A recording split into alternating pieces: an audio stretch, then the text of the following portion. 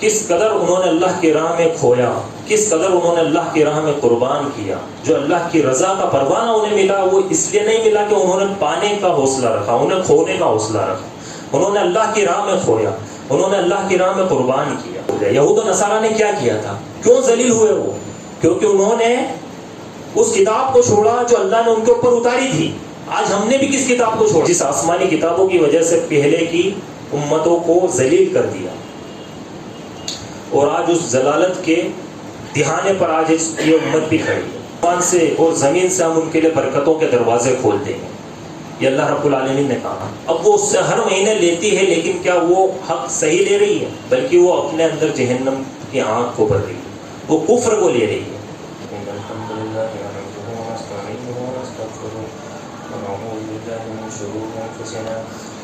ومن سيئات أعمالنا من يهده الله فلا مضل له ومن يضلل فلا هادي له وأشهد أن لا إله إلا الله وحده لا شريك له وأشهد أن محمدا عبده ورسوله. أما بعد فإن خير الحديث كتاب الله وخير الهدي هدي محمد صلى الله عليه وسلم وشر الأمور محدثاتها وكل محدثة بدعة وكل بدعة ضلالة وكل ضلالة في النار. أعوذ بالله السميع العليم من الشيطان الرجيم. بسم الله الرحمن الرحيم. يا أيها الذين آمنوا اتقوا الله حق تقاته ولا تموتن إلا وأنتم مسلمون. يا أيها الناس اتقوا ربكم الذي خلقكم من نفس واحدة وخلق منها زوجها وبث منهما رجالا كثيرا ونساء واتقوا الله الذي تساءلون به والأرحام إن الله كان عليكم رقيبا. يا أيها الذين آمنوا اتقوا الله وقولوا قولا سديدا يصلح لكم أعمالكم ويغفر لكم ذنوبكم ومن يطيع الله ورسوله فقد فاز فوزا عظيما. قال الله تعالى في القرآن المجيد في مقام الآخر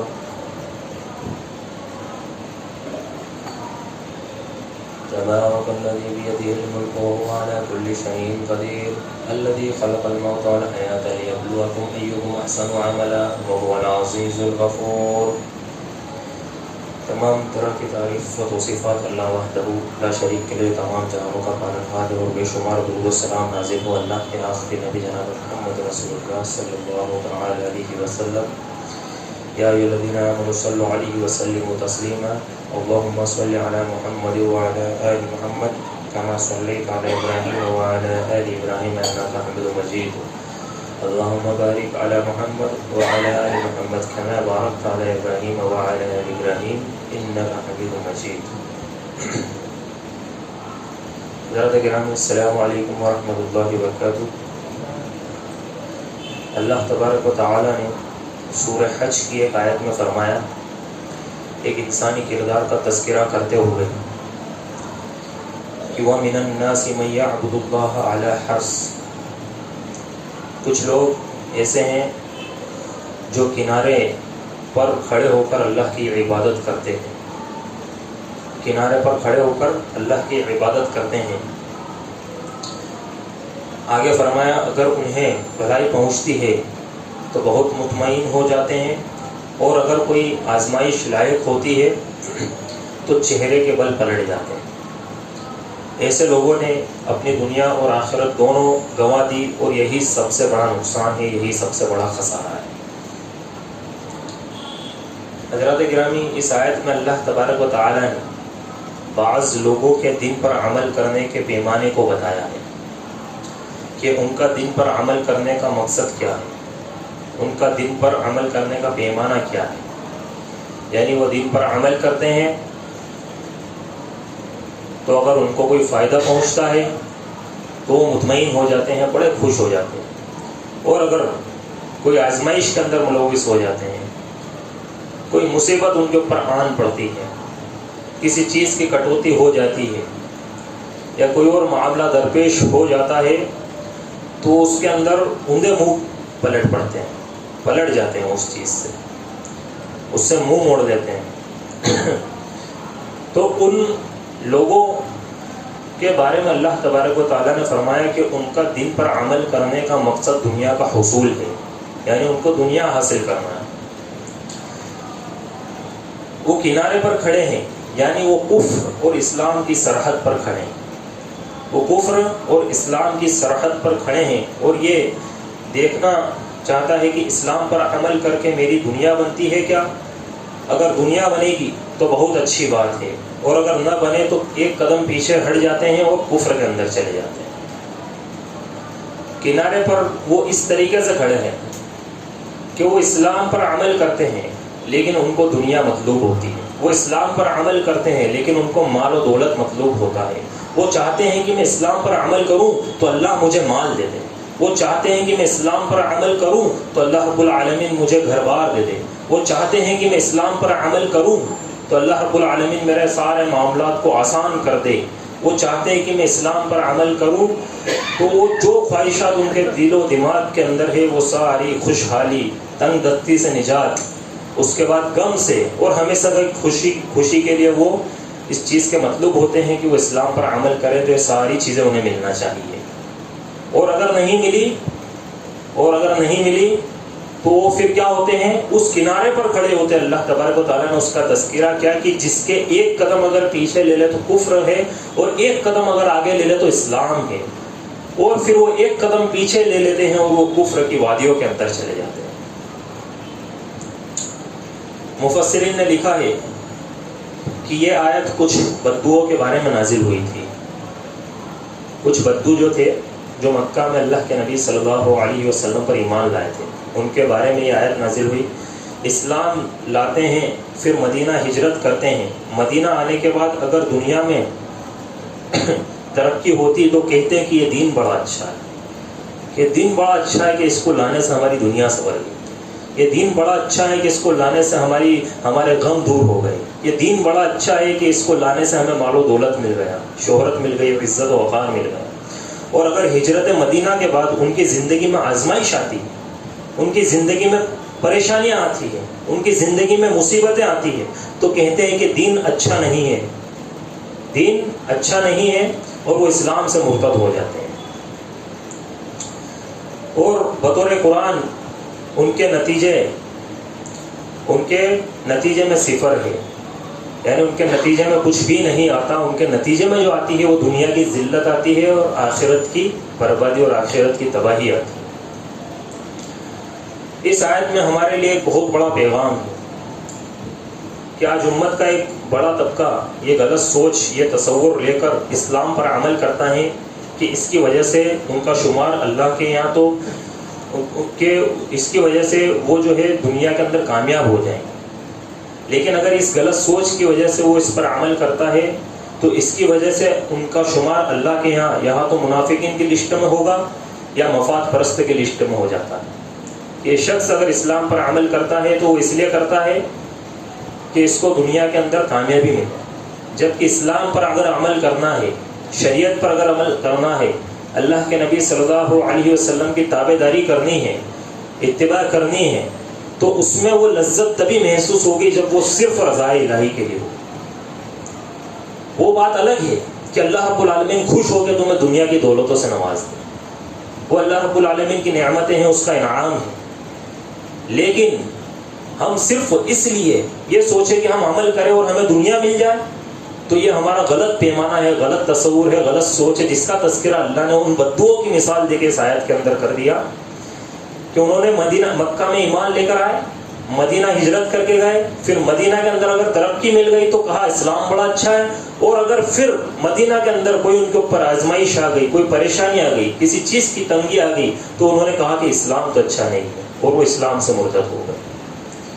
تو جب تک ہمارے ذہن میں اگر یہ بات رہے گی کہ اسلام لانے کے بعد ہماری 100% دنیا سنورنی ہی چاہیے، تو پھر ہمارا اسلام لانا دراصل مال و دولت کے لیے ہوا۔ ہمارے اسلام کے اندر ہجرت کس چیز کے لیے؟ اسباب کے لیے ہوئی۔ ہم نے اسباب کے لیے اسلام کو اپنایا۔ آئیے دیکھتے ہیں وہ کیا غلط معیار اور تصورات ہے کہ بندے دن رات عمل کرنے کے باوجود ان پیمانوں کی وجہ سے اللہ کی نظر میں مبغوض و مردود ہو جاتے ہیں۔ 3 معیار ہیں، مختصر میں آپ کے سامنے میں انشاءاللہ معیار رکھوں گا۔ پہلی چیز یہ کہ انسان یہ سوچ رکھے کہ میں قرآن و سنت پہ چلوں، اسلام پہ چلوں، صحیح عقیدے کو فالو کروں تو دنیا میری ترقی ہونی چاہیے۔ اگر یہ چیز انہیں ملتی ہے تو بڑے خوش ہو جاتے ہیں، اور یہ لوگ اسلام پر حقیقت میں اسلام کی خاطر عمل نہیں کر رہے، یہ لوگ حقیقت میں آخرت کے طلبگار نہیں ہیں، کہ جس طریقے سے آخرت کے طلبگار ہونا چاہیے، اسلام کے اوپر عمل کرنا چاہیے اور حقیقتاً عمل کرنا چاہیے، اس طریقے سے عمل نہیں کر رہے۔ یاد رکھیے اللہ تعالیٰ کو مجھ سے بھی اور آپ سے بھی اور ہر مسلمان سے غیر مشروط عبادت مطلوب ہے، کہ جس کے اندر بندے کی طرف سے کوئی شرط نہ ہو، بندے کی طرف سے کوئی شرط نہ ہو کہ میں یہ کروں تو ایسا ہونا ہی چاہیے۔ اگر یہ والی شرط بندے کے ذہن و دماغ میں ہے تو پھر اللہ رب العالمین کو اس کی عبادت کی کوئی ضرورت نہیں، کیونکہ اس نے خالصتاً صرف اللہ کے لیے عبادت نہیں کی، بلکہ اس کے دماغ میں ٹارگیٹ کچھ اور ہے۔ ٹارگیٹ اگر ایک انسان کا آخرت ہوتا ہے، ٹارگیٹ اگر ایک انسان کا جنت ہوتا ہے، ٹارگیٹ اگر ایک انسان کا برزخ ہوتا ہے تو وہ صرف خالص اللہ کے لیے عبادت کرتا ہے۔ لیکن ہم نے ٹارگیٹ اگر کسی چیز کو دماغ میں بنا رکھا ہے اور اس کے بعد ہم اسلام پر عمل کر رہے ہیں تو اسلام کے اوپر عمل کرنے کا غلط پیمانہ ہے، کہ ہم حقیقتاً آخرت کے طلبگار نہیں ہیں، بلکہ ہم حقیقتاً کسی اور چیز کے طلبگار ہیں۔ آج ایک شخص کہتا ہے، شکایت کرتا ہے، بلکہ اکثریت اس چیز کے اندر ملوث ہے کہ یار میں تو دن رات قرآن پڑھتا ہوں، میں ساری نمازیں پڑھتا ہوں، پھر بھی دیکھو یہ معاملہ ہے کہ میرا دھندا نہیں چل رہا، کہ پھر بھی دیکھو یہ معاملہ ہے کہ میرے گھر میں رزق نہیں آ رہا، پھر بھی دیکھو یہ معاملہ ہے کہ میرے بیٹے کی جاب نہیں لگ رہی، یا پھر اور بھی 50 طرح کی پریشانیاں بیان کرتے ہیں۔ تو یہ سب سے پہلی چیز تو یہ کہ ہم یہ اللہ کے لیے کر رہے ہیں یا ان تمام دنیاوی اسباب کے لیے کر رہے ہیں؟ یہ بتائیے۔ یہ ساری چیزیں عبادتیں اسلام کے اندر جو ہے، 1 روپیہ خرچ کرنے سے 1 لاکھ روپے تک، مسجد کے اندر 1 اینٹ لگانے سے پوری مسجد بنانے تک، اور تمام صدقہ و خیرات کرنے کی جتنی بھی سارے معاملات ہیں اور اعمال ہیں اور عبادتیں ہیں، چاہے وہ نفلی ہو یا فرض ہو یا واجب ہو یا کوئی اور ہو، سنت ہو، وہ تمام چیزیں کس کے لیے ہوتی ہے؟ صرف اللہ واحد قہار کے لیے ہوتی ہے۔ اس کے علاوہ اگر ہمارے دماغ میں کوئی اور مقصد ہے تو گویا کہ ہم خالص حقیقتاً آخرت کے طلبگار نہیں ہیں۔ یاد رکھیے کہ اللہ کو غیر مشروط عبادت مطلوب ہے، اور اسلام پر عمل کرنے والوں کو یہ سوچ رکھنی چاہیے کہ یہ پانے کا راستہ ہے، یہ پانے کا راستہ نہیں بلکہ یہ گوانے کا راستہ ہے، یہ پانے کا راستہ نہیں، یہ کھونے کا راستہ ہے۔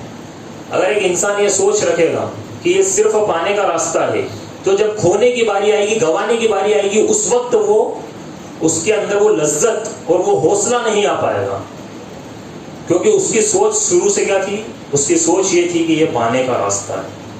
اسلام پر عمل کرتے ہوئے ہمیں ہر چیز کی قربانی دینی پڑے گی، اپنی خواہشات کی قربانی دینی پڑے گی، اپنی راحت کی قربانی دینی پڑے گی، اپنے نفس کی قربانی دینی پڑے گی، اپنے آرام کی قربانی دینی پڑے گی، اپنے ارمان کی قربانی دینی پڑے گی، اور اپنے مال کی قربانی دینی پڑے گی، اپنی جان کی قربانی دینی پڑے گی، اور جان جیسی متاع عجیز کو بھی قربان کر کے یہاں پر یہ کہنا پڑتا ہے کہ جان دی ہوئی اسی کی تھی، جان دی ہوئی اسی کی تھی، حق تو یہ ہے کہ حق ادا نہ ہوا ابھی۔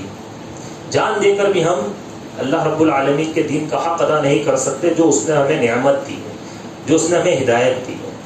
یہ ہدایت، توفیق، یہ نعمت، یہ سب سے بڑی نعمت ہے۔ ایک انسان کو یہ نعمت مل جاتی ہے، پھر دنیا و ما فیہا میں جو کچھ ہے وہ اس سے بے نیاز ہو جاتا ہے، کیونکہ اس کو معلوم ہونا چاہیے کہ یہ نعمت جو اللہ نے ہمیں توفیق کی دی ہے، اس کے دین کی ہدایت کی ہمیں نعمت دی ہے، یہ تمام کی تمام نعمتوں سے بھاری ہے۔ ایک انسان کو اگر دنیا نہ ملے تو چل جائے گا، لیکن اگر اس کو توفیق نہ ملے تو اس کی آخرت برباد ہو جائے گی، اور اگر آخرت کسی کی برباد ہو رہی ہے تو ذرا سوچئے کہ وہ کتنا بڑا خسارے میں جا رہا ہے۔ تو اللہ رب العالمین نے ہمیں توفیق دی اور ہمیں ہدایت دی، اور ہمیں یہی سوچنا چاہیے کہ یہ اسلام کے اندر ہمیں گوانا ہے، ہر چیز کھونی ہے، ہر چیز کی قربانی دینی ہے۔ اسلام پر عمل کرنے کا صحیح پیمانہ یہ ہے کہ سب کچھ گوانے کا حوصلہ لے کر چلنا پڑے گا۔ ہم پانے کا حوصلہ لے کر چلتے ہیں، اگر یہاں ساری تمنائیں پوری ہونے کا حوصلہ لے کر چلیں گے تو آخرت میں ہمیں کچھ نہیں ملے گا۔ اگر ہم یہ لے کر چلیں گے کہ ہماری ساری تمنائیں ساری خواہشات یہیں پر پوری ہو جائے تو پھر آخرت میں ہمارا کیا حصہ بنے گا؟ کیونکہ ہم نے سب کچھ دنیا میں مانگ لیا، ہمیں ساری نعمتیں ساری فیسلٹیز یہاں چاہیے، ہمیں سارا سکون ساری راحت سارے ارمان ہمارے پورے ہونے چاہیے، ہم دین کے لیے کام نہیں کرنا چاہتے، ہم نکلنا نہیں چاہتے، ہم اپنے آپ کو پریشان کرنا نہیں چاہتے، اور پھر ہم سمجھ سکتے ہیں کہ بہتر بدلہ کس کا ہے؟ آخرت کا بہتر بدلہ کہ ہم جمعہ کے اندر جو تلاوت کرتے ہیں سورہ اعلیٰ کی، اس کے اندر اللہ نے فرمایا کہ بل تؤثرون الحیات الدنیا والآخرۃ خیر وابقیٰ، کہ تم لوگ دنیا کو چاہتے ہو جبکہ آخرت جو ہے وہ بہتر اور باقی رہنے والی ہے۔ ایک انسان دنیا کا مطلوب ہے کیونکہ اس کو ظاہر جو دکھتا ہے وہ اسی پر ایمان لاتا ہے، جبکہ اسلام کا جو کانسیپٹ ہے پورا غیب کے ساتھ جڑا ہوا ہے۔ ایک انسان کو غیب پر ایمان لے کر آنا ہے، اور غیب کے اندر جب تک ایک انسان اس زندگی میں ہے اس کو ظاہری جو چیز دکھے گی اگر وہ اسی کو حقیقت مان کے چلے گا اور صرف اسی کا طلبگار ہوگا، جس دن آنکھیں بند ہوگی اس دن اس کو پتہ چلے گا کہ غیب کا معاملہ کیا تھا، کہ مجھے غیب پر ایمان لانا تھا، لیکن میں کن چیزوں پر ایمان لے کر آیا؟ میں ان چیزوں پر ایمان لایا جو مجھے ظاہری دکھی۔ ایک انسان کو جو چیز جلدی مل جاتی ہے وہ اس کو حاصل کر لیتا ہے، وہ دیری کے لیے رکتا نہیں۔ تو اسی لیے ہمیں چاہیے کہ ہم اسلام پر ان پیمانوں کے ساتھ عمل کریں جس کا تعلق آخرت کے ساتھ ہو۔ اللہ کے پیارے بندے، اللہ کے لاڈلے بندے جنہیں نبی کے صحابہ کہا جاتا ہے، ان کا معیار بندگی سب سے اعلیٰ معیار تھا اور سب سے سچا تھا۔ ان کی اطاعت کا پیمانہ ہر چیز نبی کریم صلی اللہ علیہ وسلم پر قربان کرنا تھی، اور دیکھو کس قدر انہیں گنوانا پڑا اور کس قدر انہوں نے اللہ کی راہ میں کھویا، کس قدر انہوں نے اللہ کی راہ میں قربان کیا۔ جو اللہ کی رضا کا پروانہ انہیں ملا وہ اس لیے نہیں ملا کہ انہوں نے پانے کا حوصلہ رکھا، انہیں کھونے کا حوصلہ رکھا، انہوں نے اللہ کی راہ میں کھویا، انہوں نے اللہ کی راہ میں قربان کیا۔ ہم صرف یہ کہتے ہیں کہ ہم اپنی جان کو اللہ کے نبی پر قربان کر دیں گے، ہم اپنے ماں باپ کو اللہ کے نبی پر قربان کر دیں گے، لیکن کیا ہم واقعی اس چیز کے لیے تیار ہیں؟ اس چیز کے لیے تربیت ہونی چاہیے۔ جس کام کے لیے تربیت نہیں ہوتی ہے کہ انسان اس کام میں آگے جا کر الجھ جاتا ہے۔ ایک بات یاد رکھیں، ہماری تربیت نہیں ہے کچھ بھی قربان کرنے کی اور کچھ بھی کھونے کی، ہم اتنا بڑا ایکشن کیسے لیں گے؟ یہ سوچنے والی اور غور و فکر کرنے والی بات ہے کہ ایک انسان کی زبان پر تو بات ہوتی ہے، بڑی اچھی لگتی ہے، لیکن اس کے عمل میں جب تک وہ بات نہیں آتی اللہ رب العالمین اس سے راضی۔ صرف زبان سے کہہ دینا یہ کافی ہے، بلکہ ایک انسان کے اس کو عملی جامہ پہنانا چاہیے۔ اور صحابہ اکرام نے یہاں پر سب کچھ گوا دیا اور آخرت کما لی، سب کچھ گوا کر انہوں نے آخرت کما لی۔ بعض صحابہ تو دنیا سے اس حال میں گئے کہ اللہ اکبر، جب کفن دینے کے لیے چادر کا وقت آیا تو وہ چادر بھی ان کی ناکافی تھی، ان کے سر پر جو ہے چادر لے جاتے تو پیر کھل جاتے ہیں، اور پیر ڈھک دیتے تو سر کھل جاتا، سر ڈھکتے تو پیر کھل جاتا۔ اللہ کے نبی صلی اللہ علیہ وسلم نے فرمایا کہ ان کے سر کو ڈھک دو اور ان کے پیر پر کہاں سے ڈال دو، اور اس حالت میں وہ اس دنیا سے گئے۔ تو وہ کیا لے کر گئے؟ وہ کیا چیز لے کر گئے؟ وہ اللہ کا توکل لے کر گئے، وہ اللہ کی توحید کو لے کر گئے، وہ اللہ کے دین کو صحیح سالم لے کر گئے۔ وہ اس دنیا سے گئے، وہ آخرت لے کر گئے، وہ آخرت کو کما کر گئے۔ یاد رکھو، دین پر عمل کرتے ہوئے یہ سوچ لے کر چلنا کہ دنیا بننی چاہیے، ہم شروع ہی وہ غلط سوچ لے کر چل رہے ہیں کہ اس وجہ سے ہمیں کبھی سفر بندگی میں لذت اطاعت کا احساس نہیں ہو سکتا۔ کہ اگر ہم یہ اگر مفاد لے کر چل رہے ہیں کہ ہم دین پر عمل کر رہے ہیں تو ہماری دنیا تو بننی ہی چاہیے کسی بھی کنڈیشن میں۔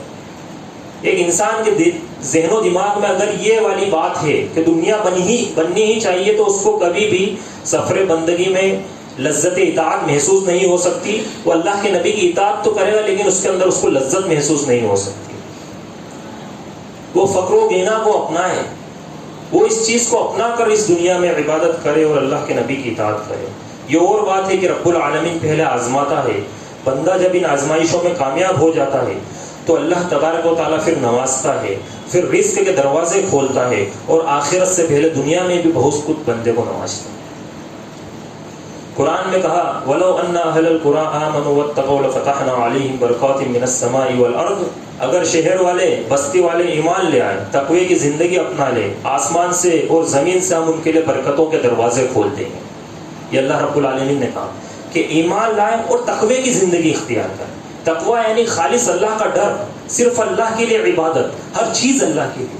تقوی یہ 24 گھنٹے کی عبادت ہے، یہ ہر لمحے کی عبادت ہے، یہ منٹ کی عبادت ہے، یہ سیکنڈ کی عبادت ہے کہ ایک بندہ ہمہ وقت اس حال میں اپنا نکالے کہ میں اللہ رب العالمین مجھے دیکھ رہا ہے، اللہ کے ڈر سے وہ زندگی کو گزارے۔ ایسا نہ ہو کہ کچھ وقت وہ اللہ سے ڈرے، مسجد میں آئے تو اللہ سے ڈرے اور پھر باہر جائے تو اللہ کو بھول جائے، جب پبلک میں ہو تو اللہ سے ڈرے اور جب اکیلے تنہائی میں جائے تو اللہ کو بھول جائے اور اللہ سے ڈرنا چھوڑ دے، اللہ کا تقوی اس کے ذہن و دماغ سے نکل جائے۔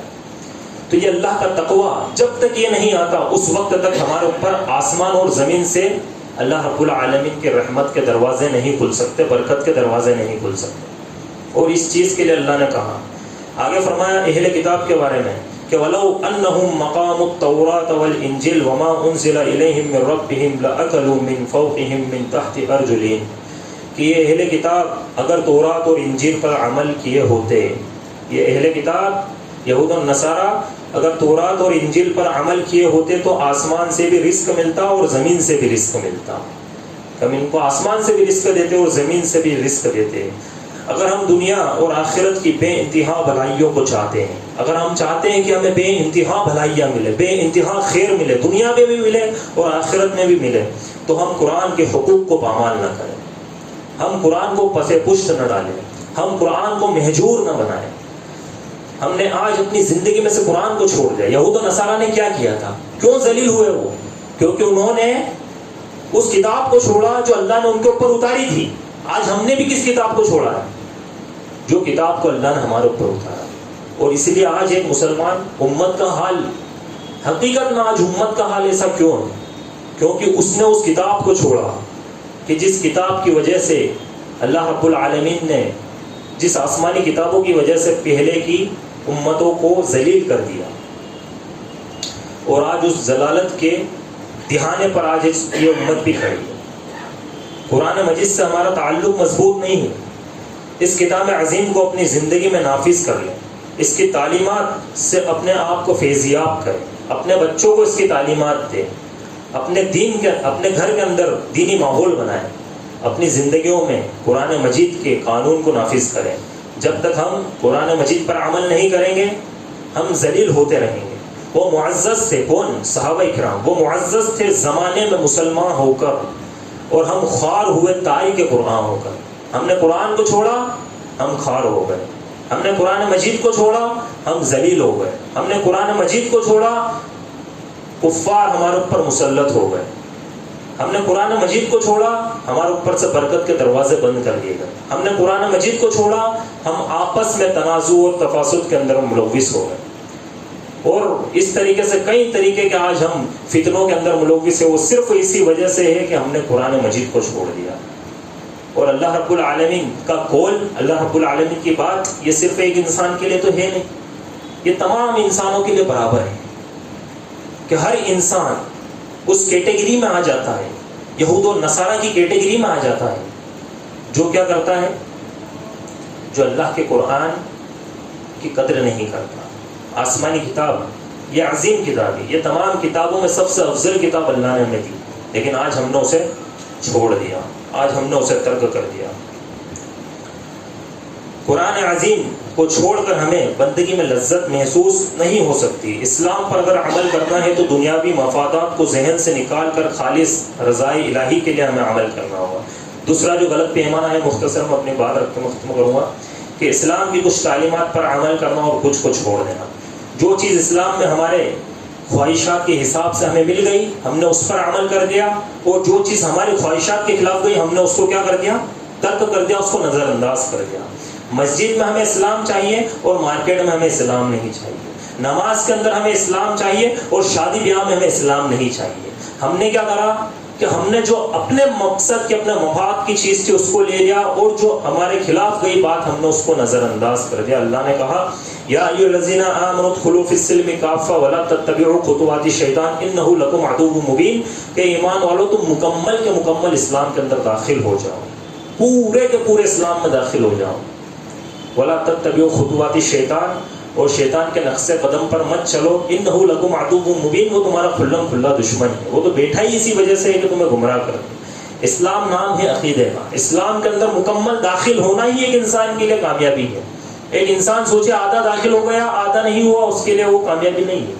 اسلام نام ہے عقیدے کا، اسلام نام ہے عبادات کا، اسلام نام ہے اخلاق کا، اسلام نام ہے معاشرت کا، اسلام نام ہے علم و تہذیب کا، اسلام نام ہے اللہ کی توحید کا، اسلام نام ہے قانون الہی کا، اسلام نام ہے نظام زندگی کا، اسلام نام ہے دستور حیات کا. کہ ایک انسان ہر لمحے ہر شعبے میں ایک اسلام کو داخل کر دے اور اسلام سے اپنی زندگی کو مکمل تر و تازہ کر دے. صرف ہم تھوڑے بہت مسلمان ہو گئے، جتنا ہمیں اچھا لگا ہم اتنے مسلمان ہو گئے، باقی ہم نے کیا کرا؟ باقی ہم نے سارے وہ راستے پکڑے جو ہماری خواہشات کو ہمارے دل کو اچھے لگتے تھے، اور ہم نے مکمل اسلام پر عمل نہیں کیا. اپنے تمام معاملات میں اسلام کو داخل کر لو، کیونکہ اسلام بیڈ روم سے لے کر اقتدار حکومت کی کرسی تک ایک انسان کی رہنمائی کرتا ہے. یہ واحد دین. آج امت مسلمہ ہم اور آپ سے یہ غلطی ہو رہی ہے کہ ہم ناقص اسلام کو لے کر چل رہے ہیں، ہم ادھورے اسلام کو لے کر چل رہے ہیں، اور یہ وہ جرم ہے جو ہم سے پہلی قوموں نے کیے تھے، اور اللہ نے ان کو ان جرم کی وجہ سے یہود اور نصارہ کو ذلیل کر دیا تھا. یہود کیوں ذلیل ہوئے؟ یہود اسی لیے تو ذلیل ہوئے. سورہ بقرہ میں اللہ نے فرمایا، اللہ نے یہودیوں سے کہا افتؤمنون ببعض الکتاب وتکفرون ببعض فما جزاء من يفعل ذلك منكم الا خزي في الحیاۃ الدنیا. یہود سے اللہ نے کہا تھا کہ کتاب الہی کے کچھ حصے پر ایمان رکھتے ہو اور کچھ حصے کا تم کتاب الہی کے انکار کر دیتے ہو. جو لوگ اس طریقے سے کتاب الہی پر عمل کریں گے ان کو میں دنیا میں ہی ذلیل کر کے چھوڑوں گا. یہ اللہ نے کہا کہ میں ان کو دنیا میں ہی ذلیل کر کے چھوڑوں گا جو اس طریقے سے کتاب الہی پر عمل کرتے ہیں. آج ہمارا کیا معاملہ ہے؟ ہم ناقص عمل کرتے ہیں، اور یہود و نصارہ کو اللہ نے ذلیل کیا کہ نہیں کیا؟ آج ایک مسلمان کیوں ذلیل ہو رہا ہے؟ کہ وہ کچھ حصے کو لے لیتا ہے اور کچھ کا انکار کر دیتا ہے، کچھ کو چھوڑ دیتا ہے. کچھ باتیں جو جم گئی اس کو لے لی اور جو نہیں جمی اس کو چھوڑ دی. جبکہ ہونا تو یہ چاہیے کہ جب اس کے سامنے قرآن مجید کی آیت آ جائے، جب اس کے سامنے اللہ کے نبی جناب محمد رسول اللہ صلی اللہ علیہ وسلم کی احادیث مبارکہ آ جائے، چاہے وہ اس کے موافق ہو یا اس کے ناموافق ہو، چاہے وہ اس کے عمل کے مطابق ہو چاہے وہ اس کے عمل کے نامطابق ہو، چاہے وہ اس کی خواہشات کے مطابق ہو چاہے اس کی خواہشات کو ناگریز گزرے، چاہے وہ کسی بھی طریقے سے ہو، وہ اس کو سمعنا و اطعنا کہ یہ بات اللہ کی ہے، یہ بات رسول اکرم صلی اللہ علیہ وسلم کی ہے، میرے خلاف جائے میں اس کو قبول کرتا ہوں کہ میں غلط ہوں، اور یہ بات سے کہ میں ہر حال میں غلط ہوں، اور میں توبہ کرتا ہوں کہ آج کے بعد یہ عمل نہیں کروں گا. کتاب الہی کے کچھ حصے پر عمل کرنا یہ یہود و نصارہ کا شیوا تھا. تیسرا جو غلط پیمانہ وہ یہ ہے کہ اسلام کو ہم اپناتے ہیں لیکن ہمیں اسلامی قانون نہیں چاہیے. ہم صرف اسلام کو اپناتے ہیں، اسلامی قانون سے ہم گریز کرتے ہیں. اللہ کہتا ہے کہ جو اللہ کے قانون کے مطابق فیصلہ نہ کرے وہ کافر ہے، جو اللہ کے قانون کے مطابق فیصلہ نہ کرے وہ ظالم ہے، جو اللہ کے قانون کے مطابق فیصلہ نہ کرے وہ فاسق ہے. اولئک هم الفاسقون اولئک هم الکافرون اولئک هم الظالمون، کہ وہ ظالم ہے، وہ کافر ہے، وہ فاسق ہے. اللہ نے یہاں پر اس چیز کا تذکرہ کیا جو اللہ کے قانون کے مطابق فیصلہ نہ کرے. اور ایسے ہزاروں قانون ہیں. آج دیکھیے آپ کے ایک انسان جو ہے کورٹ کچہری کے چکر لگاتا ہے، جبکہ اسلام کے اندر باقاعدہ موجود ہے. وہ اس لیے چکر لگاتا ہے اپنے مفاد کے لیے کہ مجھے فائدہ ادھر مل رہا ہے. یاد رکھیے دنیا میں جتنے قانون ہیں اسلامی قانون کے ساروں قانون پر ہمیں فوقیت دینی ہوگی، اور سب سے اوپر اور سب سے اعلیٰ رکھ کر ہمیں اس کو تسلیم کرنا ہوگا. آج ہم سے بڑی غلطی یہ ہوتی ہے کہ میں ایک دو مثالیں آپ کے سامنے پیش کروں گا کہ ہم کسی طرح اسلامی قانون پر انسانی قانون کو ہم کس طریقے سے ترجیح دیتے ہیں. اسلام کے نظام میراث میں زید اگر انتقال کر گیا تو زید کے بیٹے اگر زندہ ہے تو زید کے جو پوتے ہیں ان کو اس کے جائیداد میں سے کچھ بھی حصہ نہیں دیا جائے گا، اس کے مال و دولت میں سے کچھ بھی حصہ نہیں دیا جائے گا۔ زید انتقال کر گیا، زید کے بیٹے اگر زندہ ہے تو اس کے بیٹوں کا حصہ ہوگا، اس کے پوتوں کا کچھ بھی حصہ نہیں ہوگا۔ عدالتوں کا قانون کہتا ہے کہ زید کے جو پوتے ہیں ان کو بھی حصہ دیا جائے گا۔ اور پھر پوتے کیا کرتے ہیں کہ پوتے دیکھتے ہیں کہ اب ہمارے لیے یہاں تو کوئی رستہ نہیں بچا اور ہمارے دادا بڑی پراپرٹی چھوڑ کے گئے، اب وہ جاتے ہیں عدالتوں کے اندر اور عدالتوں میں وہ مقدمہ دائر کرتے ہیں، اور دائر کرنے کے بعد پھر جب ان کو جو ہے وہاں سے حصہ مل جاتا ہے تو اس حصے کو لے لیتے ہیں۔ تو دراصل انہوں نے اس مال و دولت کو نہیں لیا، بلکہ انہوں نے جہنم کی آنکھ کو لیا، انہوں نے کفر کو لیا، انہوں نے کفر کو اپنایا۔ تو یہ اسلامی قانون کے اوپر، شریعتی قانون کے اوپر ہم نے کس چیز کو فوقیت دی، جبکہ وہ ہمارے جو ہے ہمارے انڈر میں تھا، وہ ہماری ملکیت میں تھا، ہم چاہتے تو اس پر عمل کر سکتے تھے، لیکن نہیں، ایک انسان نے کس پر عمل کیا؟ اس بات پر عمل کیا جو اسلام کے خلاف قانون گیا۔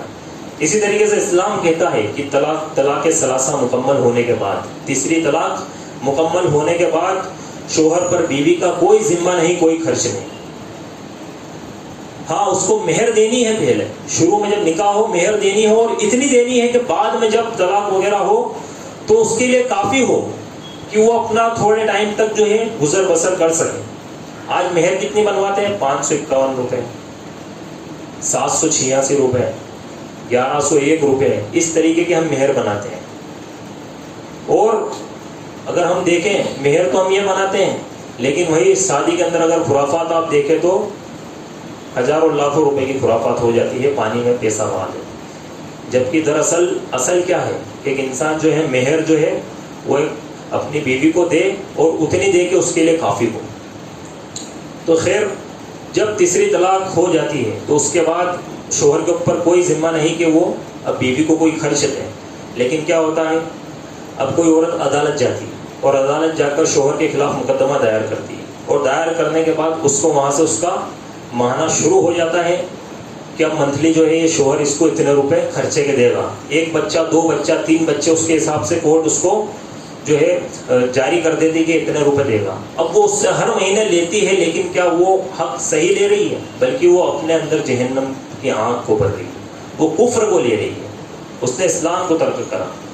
تو ہر شخص، آج آپ دیکھیں گے کہ اکثریت جو ہے وہ نہیں چاہتی کہ شریعت کا قانون لاگو ہو، اکثریت یہی چاہتی ہے کہ وہ قانون لاگو ہو جو میرے لیے فائدہ مند، وہ قانون لاگو ہو جو میرے لیے فائدہ مند ہو، اور جو میرے خلاف جائے تو اس کے لیے ہم کیا کریں گے؟ عدالت میں چلے جائیں گے۔ تو یہی تو معاملہ تھا۔ اللہ نے کہا کہ یہ منافقین کی صفت ہے کہ زبان دعوے تو کرتے ہیں زبانی، لیکن جب قانون کی بات آتی ہے تو اللہ اور رسول صلی اللہ علیہ وسلم کے قانون کو نہیں مانتے۔ ہاں، اگر فیصلہ ان کے حق میں ہو جائے، اگر فیصلہ ان کے فیور میں ہونے والا ہو، یہودیوں کو پتہ چل جائے گا فیصلہ اپنے حق میں ملنے والا ہے، تو خوشی خوشی آتے اور اس کو تسلیم کرتے کہ ہاں یہ بہت اچھی بات ہے، یہ بہت اچھا فیصلہ ہے۔ لیکن جب ان کے خلاف کوئی فیصلہ جائے تو اس کے اندر پھر وہ اس کو تسلیم نہیں کرتے۔ آج میاں بیوی میں جھگڑے ہوتے ہیں، میراث میں اتنے جھگڑے ہوتے ہیں کہ قتل تک بات چلی جاتی ہے، قتل و غارت گری تک بات چلی جاتی ہے بھائیوں کے اندر، آپ سبھی بہت اچھے طریقے سے جانتے ہیں۔ ابھی میں ایک مسئلہ دیکھ رہا تھا، تو وہ 5 سے 6 بھائی ہیں، ان کے باپ نے کروڑوں کی پراپرٹی چھوڑی۔ اب اس کے اندر جب حصے کی بات آئی تو ان میں پہلے تو کئی دنوں تک تنازع چلا، پھر اس کے بعد انہوں نے بیٹا آپس میں اور بیٹھ کے ایک عالم کو بلایا، عالم صاحب سے فیصلہ کروایا۔ عالم صاحب نے بولا کہ اگر میں یہ آیتیں بتا رہا ہوں دو، ان کے حساب سے اگر تم فیصلہ کرو گے، جو میراث کی آیت اللہ نے قرآن کے اندر نازل کی ہے، تو میں فیصلہ کروں گا، نہیں تو نہیں۔ ان سب نے بول دیا کہ ہاں ہم انہی کے حساب سے فیصلہ کریں گے، اور ہم آپ جو فیصلہ کر دیں گے اس کو مان لیں گے۔ جب وہ فیصلہ ہو گیا، کمیٹی بیٹھی، اس کے اندر علماء کرام بیٹھے، علماء کرام نے ان سب کو بٹھایا، ان کے اندر فیصلہ کر دیا، لیکن پھر تھوڑے دن بعد پتہ چلا کہ ان کے اندر واپس سے لڑائی جھگڑا ہو گیا، ایک نے دوسرے پر، دوسرے نے تیسرے پر ایسے مقدمہ کر دیا۔ کیوں؟ کیونکہ ان کے اندر ان کی بہنیں بھی تھیں اور ان سب کو برابر کا حصہ چاہیے تھا، اور تو اور بہنوں کو زیادہ چاہیے تھا کہ ہمیں زیادہ ملنا چاہیے۔ تو یہ جب اس چیز کے لیے مسئلے کی بات آتی ہے تو گھر گھر کے اندر تنازع ہو جاتے ہیں، اور یہی وجہ ہے کہ ہم نے کیا کرا، اسلام کو آج تھوڑا سا لے لیا، اور تھوڑا چھوڑ دیا اور اللہ رب العالمین نے اس امت کو ذلیل کر دیا۔ آخر میں اللہ سے دعا ہے کہ اللہ میں کہنے اور سنت سے زیادہ عمل کرنے کی توفیق عطا فرمائے، جب تک زندہ رکھے ایمان اور اسلام پر زندہ رکھے، جب ہمیں موت دے اس حال میں موت دے کہ اللہ ہم سے راضی ہو، ہم اللہ سے راضی ہو۔ وآخر دعوانا الحمدللہ رب العالمین۔